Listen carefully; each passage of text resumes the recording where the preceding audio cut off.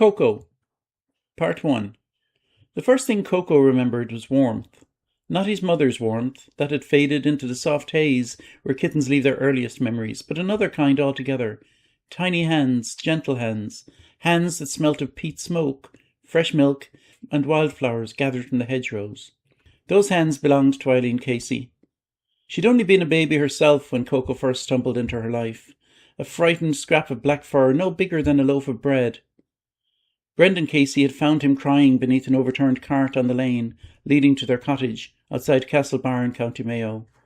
"He'll not last the night," Brendan had said, lifting the tiny creature inside his coat. Kathleen had sighed when she saw him. "We can scarcely feed ourselves." "But look at him," Brendan had answered with a smile. "Sure, even the Lord must have room for one little cat." It had been Eileen, barely able to speak, who had settled the matter. She had waddled over, pointed a tiny finger, and declared with all the authority a 2-year-old could muster, "Coco." The name stuck. Now Coco was 6 years old. His sleek black coat shone blue in the sunshine when it was cleaned, though these days it was more often dust with the brown earth of the fields. He carried himself with a confidence only a mature tomcat possessed. His green eyes missed very little. Every morning he sat outside the whitewashed cottage before sunrise, watching mist drift across the potato ridges like pale ghosts wandering the fields. The Casey cottage was small. 1 room, a thatched roof, smoke curling from a crooked chimney, a stable hardly larger than a shed. Beyond it stretched 5 rented acres, every inch worked by Brendan Casey's hands. To Coco it was simply home. He knew every stone, every fence post, every mouse hole, every rabbit trail, every bird that nested in the hawthorn hedge. He ruled this little kingdom with quiet dignity, or so he believed. "Eileen," the 6-year-old burst through the cottage door before her mother had called a second time. "I'm coming." Her red hair bounced wildly across her freckled face as she skipped barefoot across the yard, carrying a battered wooden bowl. "Coco!" The cat appeared almost instantly, not because she called. At least that's what he liked to tell himself. He had merely happened to be nearby, entirely by coincidence. He rubbed against her legs anyway. "Oh, there's my handsome fellow." She scratched behind his ears exactly where he liked it. Nobody else knew the spot, only Eileen. She placed the bowl on the ground. Inside lay a little milk stirred with scraps of oat porridge. Not much, but enough. Coco purred loudly. The sound made Eileen laugh. "You always sound like Daddy's spinning wheel." He had no idea what a spinning wheel was, but if it made her smile, he supposed it couldn't be a bad thing. Brendan emerged carrying his spade across one shoulder. He was only 37, though the deep lines in his weathered face made him seem much older. Years of hard labour had bent his back before its time. He paused to watch his daughter petting the cat. There's not a care in the world between the pair of them. Kathleen stood in the doorway, wiping flour from her hands. If only that were true. Her smile faded almost as quickly as it appeared. Brendan noticed. So. Neither spoke for several moments. The silence was enough. Their eldest son, 12-year-old Patrick, came out carrying a basket. "I'll start in the upper field." Brendan nodded. "Good lad." Patrick disappeared without another word. He'd become quieter over the past year. Children often did when they learned there wasn't enough food to waste energy talking. The potato field stretched across most of the Casey holding. To everyone passing on the road, it looked green enough, healthy enough, but Brendan knew better. He knelt among the rows and gently lifted a plant. Its leaves were beginning to darken, not much, only here and there. Small patches, easy enough to miss. He stared for a long time. Oh God. The whisper barely escaped his lips. He dug carefully beneath one hill. The potatoes should have been firm, healthy. Instead, one collapsed between his thumb like wet paper. Another was streaked with black. Another had begun to rot. His stomach tightened. No. He dug another hill, then another. Each one told the same story. Behind him, Patrick quietly stopped working. He had seen. Neither father nor son spoke. There was no words left to say. Coco spent the afternoon hunting, not because he was hungry, because hunting was glorious. Every twitch of grass, every rustle beneath a hedge, every flutter of wings, the world itself seemed alive with possibilities. He crouched, waited. His tail stopped moving entirely. The sparrow landed, one leap, a burst of feathers. Success! He carried his prize beneath an ash tree and ate contentedly. Life was simple. You grew hungry, you hunted. You ate. The world made sense. That evening rain began to fall, not hard, just enough to make the thatch whisper softly overhead. Inside the cottage, Brendan sat silently beside the peat fire.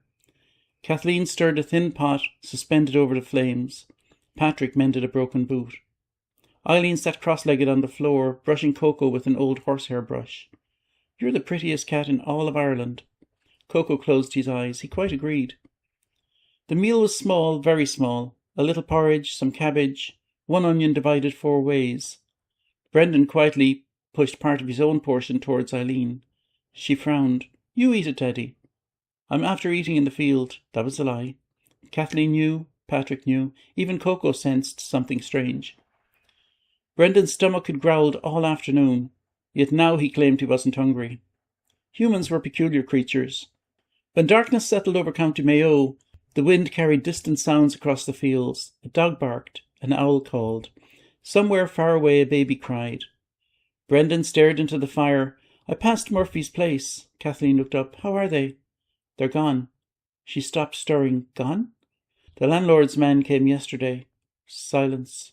"They pulled the roof." Eileen looked from one parent to the other. "What does that mean?" Kathleen forced a smile. "It means they'll be somewhere else for a while." "But where?" No one answered. Even Patrick kept his eyes fixed on the floor. Brendan spoke quietly.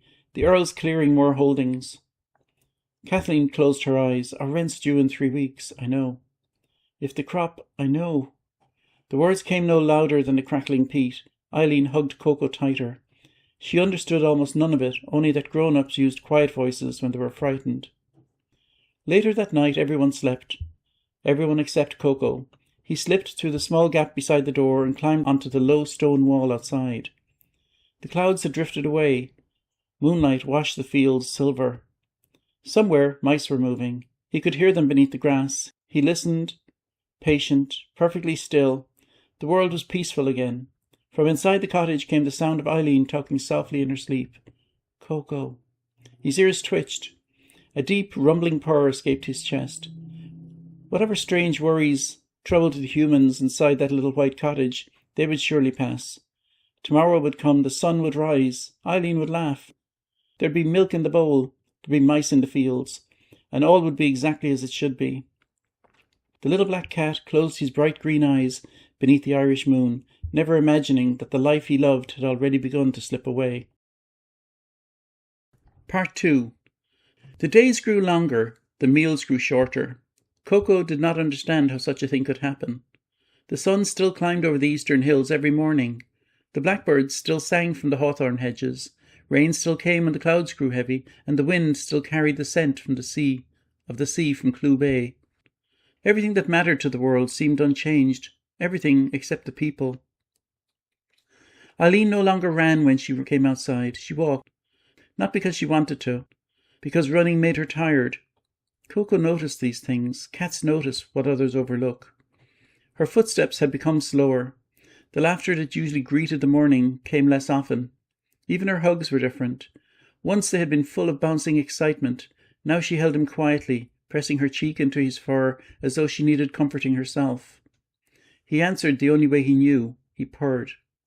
Long, deep, without stopping. It always made her smile, even if only for a moment. Breakfast became something that happened less often. Sometimes Kathleen filled 4 cups with hot water and dropped in a handful of nettles gathered from behind the cottage. She called it soup. Patrick knew better. Brendan said nothing at all. He drank his cup slowly, smiling whenever Eileen looked his way.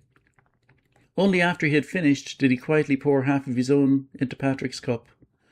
Patrick shook his head. "I've enough." "You've work to do." "So have you." "I said drink it." Patrick obeyed. Neither boy nor father believed the other had eaten enough. Coco watched from behind the hearth. No one had filled his bowl. He padded over and peered inside. Empty. He looked up. Kathleen noticed. "Oh, Coco." Her voice carried a sadness he had never heard before.